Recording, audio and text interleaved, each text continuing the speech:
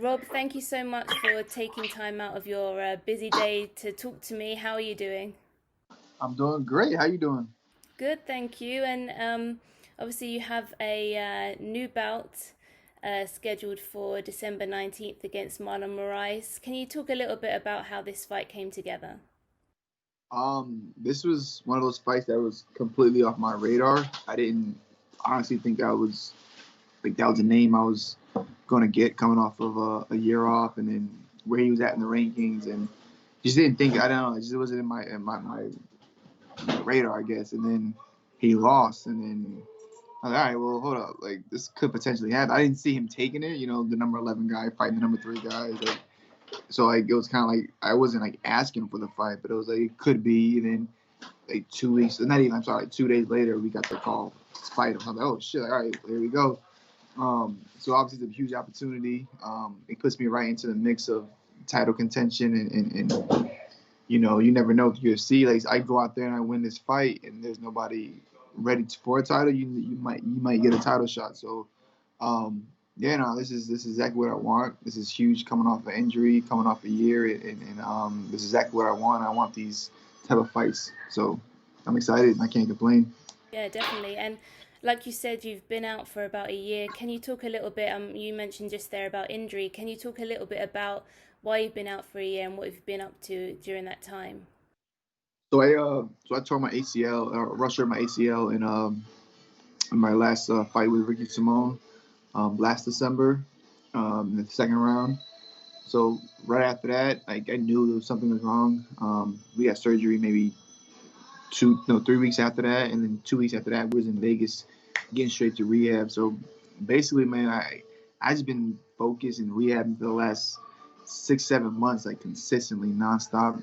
Obviously, the whole pandemic and the coronavirus it happened, so it was kind of like I had nothing else to do but rehab. So it was just nonstop rehab, and it felt like it happened fast. It felt like this happened fast, and we're right back where I want to be. It wasn't the worst, but it wasn't. How do I say it sucked, but it wasn't the worst. It was like I did a lot of productive things with my time off. So like we're here. I feel better.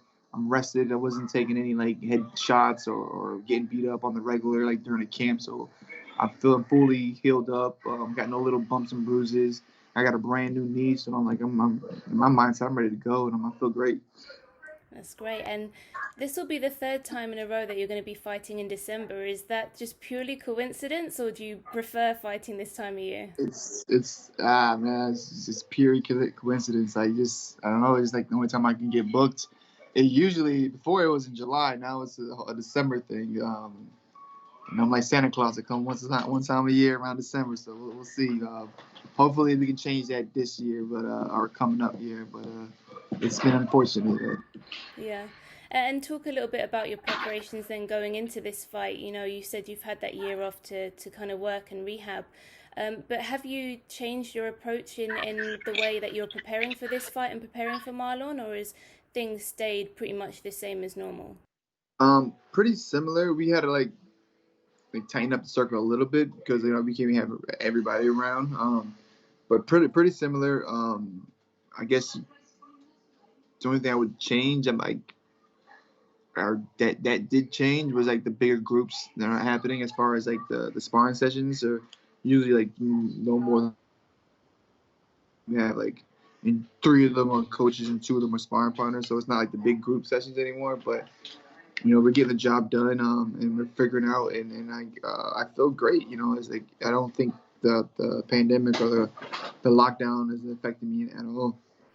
And like you said, obviously Marlon is ranked number 3 in the division, and he's a former title challenger as well. Um, what do you think about the matchup here in terms of his skill set, and what have you thought of his past performances?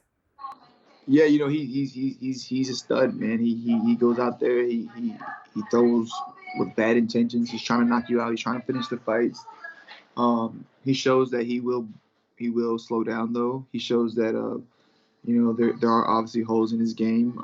But That's everybody, So it's not like there's like major gaps. Like, oh, just do this and you beat him. It's not like that. It's gonna be a combination of him messing up, me being real good, or being on point, and you know, and outwilling him and wanting it more than him for me to beat this guy. So it's definitely gonna be a hard fight, but I'm confident in that I'm gonna knock this dude out or go in there and look for the finish the whole time. That's what I do, but that's what everybody. So it doesn't matter who it is. I'm going to go in there looking for that knockout, looking for that bonus, and trying to finish in spectacular fashion. Where do you think your advantages will lie or your strengths will lie in this fight? I believe it's gonna be my footwork and my length. Um, I'm a little long. I got a lot longer reach than him. So if I can keep him at bay and keep my feet moving and not let him settle and those big shots, I think I have a pretty solid night and a solid game plan to kind of like capitalize and put him away. Mm. And with him being ranked number 3 and the name that he is, does that put any added pressure on you or even motivation because there's going to be more of a spotlight on you with this fight?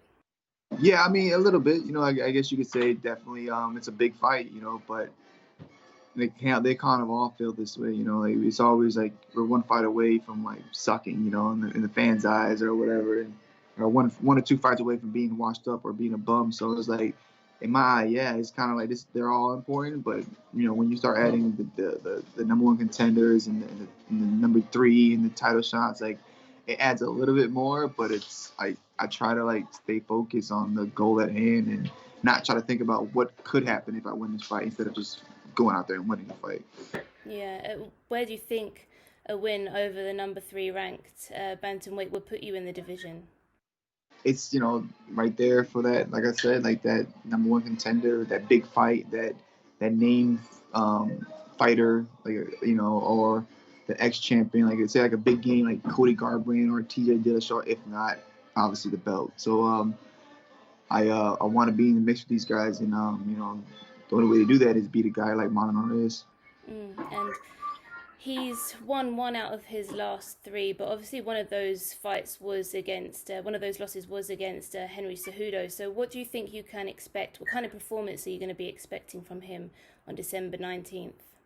It's gonna be a tough fight, man, because I know when I came off the loss, I was coming with vengeance. So like, I know he's gonna want to come back and get that W back, erase that that bad feeling of losing, and but I got the same feeling with me right now. I haven't fought in a year, so I'm right there with them. So we're gonna see who wants it more and who's sharper that night, who's more technical, or who brings out the dog in that fight. We'll find out, and I'm excited to find out. And I think this is a perfect matchup for a guy, for me to find out with the guy like it.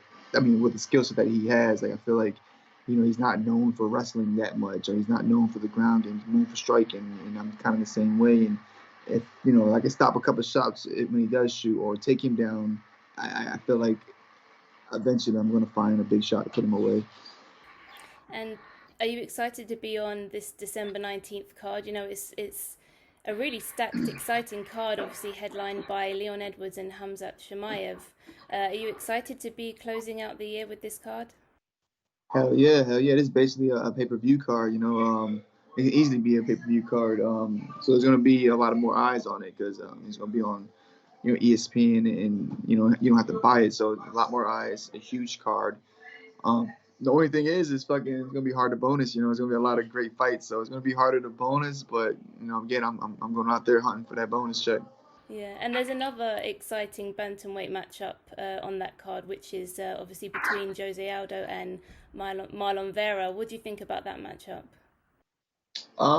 Great matchup, fun fight. We have Aldo coming off a loss. Marlon Vera, I believe, he just won his last fight, so he's on I believe like a 4-fight win streak as well. So he's confident. He's fighting a legend in Jose Aldo. I watched Jose Aldo coming up and growing up. He's one of the main reasons I got in there. So it's pretty cool just even fighting on the same card as him. Um, Obviously, I have a big fight in front of me, so I'm not thinking too much of it. But like plan is going there, knock this dude out, and if one of those guys are a potential matchup, then it is what it is, and we do have to. I mean, we have to do what we got to do, but I see Aldo pulling that one off though. Cool. And then obviously with 2020 coming to an end, what kind of goals have you set yourself for the new year going into 2021? I'm just trying to fight more than once a year. I just want to I want to get out this fight unscathed and get right back to camp and training. But no, I just want to set myself up for that title shot. So whatever I got to do to get in and get back in and fight the right guy or get that title shot, I will do it. And but that and obviously help come up my boy Calvin Cater as much as possible. Yeah, definitely. Well, thank you so much, and really look forward to seeing your fight December 19th. Thank you. Appreciate it. Thank you again. Thanks for being patient with me. I'm sorry for being late, and thanks for having me on.